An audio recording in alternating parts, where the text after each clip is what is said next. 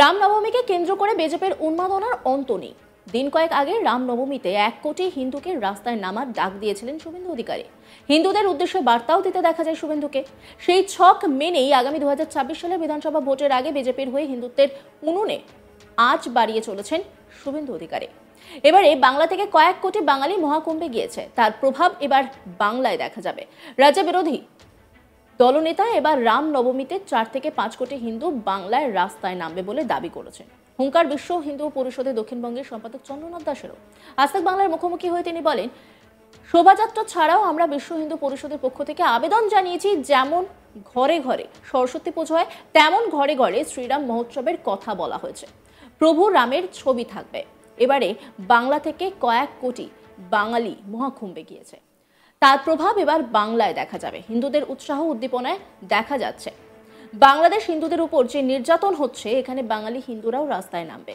এবার রাম নবমীতে 4 থেকে 5 কোটি হিন্দু বাংলায় রাস্তায় নামবে। তিনি ঠিক কি বলেছেন শোনাব আপনাদের।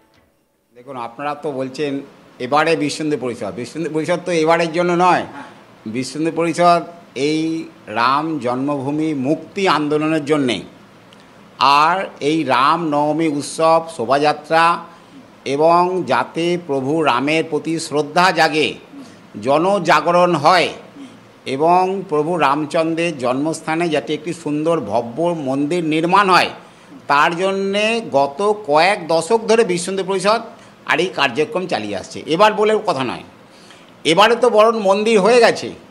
এখন আমাদের এবারে যে রামনবমী বিশেষ উৎসাহ, কারণ এখান থেকে কোটি কোটি ভক্ত শ্রদ্ধালু আর পূর্ণ কুম্ভে এবারে মহাকুম্ভ যে হলো, সেই মহাকুম্ভে আর ওখানে পুণ্য স্নানের জন্য জাতি ধর্ম নির্বিশেষে সামাজিক সমরসতার এক অদ্ভুত নিদর্শন দেখা গেছে এবারে কুম্ভ মেলায়। সেখানে বাঙালি কোটি কোটি বাঙালি হিন্দু বাংলা থেকে তারা গেছে, কয়েক কোটি গেছে ওখানে। তো স্বাভাবিকভাবে ওখানে যাওয়ার পর ওখানকার যা ব্যবস্থা এবং ওখানকার সরকারের যে সাধারণ মানুষের প্রতি যে দায়বদ্ধতা, তাদের যখন সুযোগ সুবিধা, আর এটা দেখার পরে মানুষ তো উজ্জীবিত হবেই। আর স্বাভাবিকভাবেই হিন্দুরা ওখানে যাওয়ার পরে পরস্পরের সঙ্গে সারা ভারতবর্ষের সারা পৃথিবীর একটা মিলন, তো এটা দেখে মানুষের মধ্যে ব্যাপক উৎসাহ উদ্দীপনা এসেছে। ও ভগবান শ্রী রামচন্দ্রের জন্য আমরাও বাংলাতে যেমন প্রতিবার রামনবমী করি, এবারেও আরও অধিক উৎসাহে, বিশেষ করে বাংলাদেশে হিন্দুদের ওপরে যেভাবে নির্যাতন চলছে, ওখানকার ভাষা এখানকার ভাষা এক, তৎসত্ত্বেও নিরীহ হিন্দুদের সমস্ত বাড়ি লুট, অগ্নি সংযোগ আর বাড়ি থেকে এই যে এখানে যারা বাঙালিরা আছে, তারা ওখানে তাদের কেউ না কেউ রয়ে গেছে, কিন্তু তাদের উপরে যে অকথ্য অত্যাচার, এর প্রতিবাদের ভাষা হিসেবে এবারে বাঙালি সমাজ হিন্দুরা এখানকার আর তার পূর্ণ সুযোগ নেবে। আমি তো মনে করছি 1 কোটি কেন, ওখানে তো কয়েক কোটি গেছে, সবাই রাস্তায় নামবে। 1 কোটি ধারণা ঠিক নেই, আমার তো মনে হয় বাংলায় 4-5 কোটি হিন্দু এবারে রাস্তায় নামবে রামনবমীতে। ঘরে ঘরে আমরা বিশ্ব হিন্দু পরিষদের পক্ষ থেকে বিশেষ করে আবেদন জানিয়েছি, শোভাযাত্রা ছাড়াও যেমন সরস্বতী পূজা হয়, সেরকম ঘরে ঘরে 50-60 সংখ্যার শ্রীরাম মহোৎসবের কথা বলা হয়েছে। সেখানে 1 ঘন্টার একটি কার্যক্রম থাকবে, প্রভু রামের চিত্র থাকবে, পোশাক থাকবে এবং প্রভু রামের যে সামাজিক সমরসতা, প্রভু রামের যে আদর্শ পুরুষোত্তম, যে ভাইয়ের সঙ্গে কীরাম ব্যবহার করতে হয়, প্রজা কল্যাণকারী রাম এবং সাধারণ জনসাধারণের উপকারের জন্যে প্রভু রাম কীরকম ত্যাগ করেছেন, এই রামের এই সমস্ত বিষয়গুলো আর মানুষের সামনে আনার কথা আমরা বলেছি শ্রীরাম মহোৎসবে। সামনেই রামনবমী, ওই দিন যাতে কোথাও কোনো অশান্তি না হয় তার জন্য সতর্ক রাজ্য প্রশাসন। এদিকে রামনবমীর দিনই নন্দীগ্রামের দক্ষিণ প্রান্তে রাম মন্দির নির্মাণের কাজ শুরু হবে বলে জানিয়েছেন রাজ্যের বিরোধী দলনেতা শুভেন্দু অধিকারী। রামনবমী নিয়ে আরও একটি ঘোষণা বিরোধী দলনেতার। দক্ষিণ কলকাতায় একটি অনুষ্ঠানে উপস্থিত হয়ে শুভেন্দু অধিকারী বলেন, ভালো করে রামনবমী করবেন, আমিও থাকবো মাঠে। গতবারে 50 লাখ হিন্দু নেমেছিল। 1000 মিছিল হয়েছিল।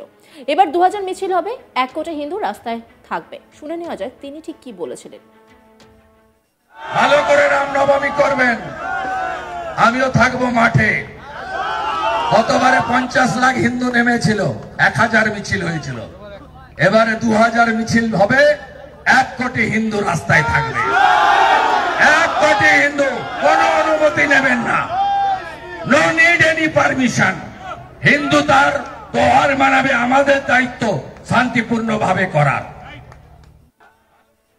অন্যদিকে শুভেন্দু অধিকারী জানিয়েছেন, রামনবমীর দিন নন্দীগ্রামের দক্ষিণ প্রান্ত সোনাচূড়ায় রাম মন্দির নির্মাণ শুরু হচ্ছে। তিনি জানান, 6 এপ্রিল রামনবমীর দিন নন্দীগ্রামের সোনাচূড়াতে রাম মন্দির নির্মাণ শুরু হবে। পাশাপাশি একাধিক পরিকল্পনার কথাও তিনি তুলে ধরেন। কি বলেছিলেন তিনি, শোনাবেন।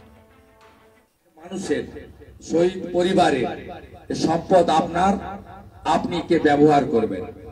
আপনাদের সকলকে ধন্যবাদ জানিয়ে, আপনারা দোলের দিনও প্রায় 1000 মানুষ এখানে এসেছেন। আপনারা সামান্য আপ্যায়ন গ্রহণ করে যাবেন। দুটো কর্মসূচি বলে 1 মিনিট নীরবতা পালন করে আমি কর্মসূচি সমাপ্তি করব। একটা হচ্ছে 6 এপ্রিল রামনবমীর দিন নন্দীগ্রামের দক্ষিণ প্রান্ত সোনাচূড়াতে 3.5 বিঘা জমিতে রাম মন্দিরের নির্মাণ শুরু হচ্ছে। সকাল 10টার সময় মহিলারা শঙ্করধ্বনি কলস নিয়ে হাজারে হাজারে আসবেন। বৈষ্ণব সমাজ মৃদঙ্গ খঞ্জনি নিয়ে আসবেন, অন্যরাও আসবেন। রাম সকলেরই আরাধ্য দেব। সেখানে আমরা অযোধ্যার রাম মন্দিরের আদলে একটি রাম মন্দির নির্মাণ করব। নাট মন্দির থাকবে, আবাস গৃহ থাকবে, অতিথি যারা বাইরে থেকে আসবেন দর্শনে সেখানে সুন্দর করে সজ্জিত করা হবে। একটি সেখানে আধ্যাত্মিক পরিবেশ তৈরি করা হবে। সেখানে নাম, যজ্ঞ, পাঠ ইত্যাদির ব্যবস্থা থাকবে, ভোগশালা থাকবে। সাথে সাথে জনসাধারণের জন্য একটি হোমিওপ্যাথিক, একটি আয়ুর্বেদিক ডিসপেন্সারি এবং ডাক্তাররাও বসবেন ছুটির দিন বাদ দিয়ে প্রত্যেক দিন। একটি সামগ্রিক পরিকাঠামো নন্দীগ্রামের দক্ষিণ প্রান্তের জনগণকে আমরা উপহার দিতে চলেছি। 6 এপ্রিল শিলান্যাসে সবাই মিলে দলে দলে যোগদান করুন। আর ওখানে আগামী পরশুদিন থেকে মাটি ফিলিং এবং বাউন্ডারি ওয়ালের কাজ শুরু হচ্ছে। আপনাদের সকলের সহযোগিতা আমি প্রার্থনা করছি। সাথে সাথে আগামী 2রা মে আপনারা যাকে হারিয়ে যাকে জিতিয়েছিলেন সেই শুভেন্দু অধিকারী। অন্যান্য খবরের আপডেটের জন্য অবশ্যই নজর রাখুন আজ তাক বাংলার ইউটিউব স্ট্রিমিং এ। লাইক, কমেন্ট, শেয়ার এবং সাবস্ক্রাইব করতে ভুলবেন না।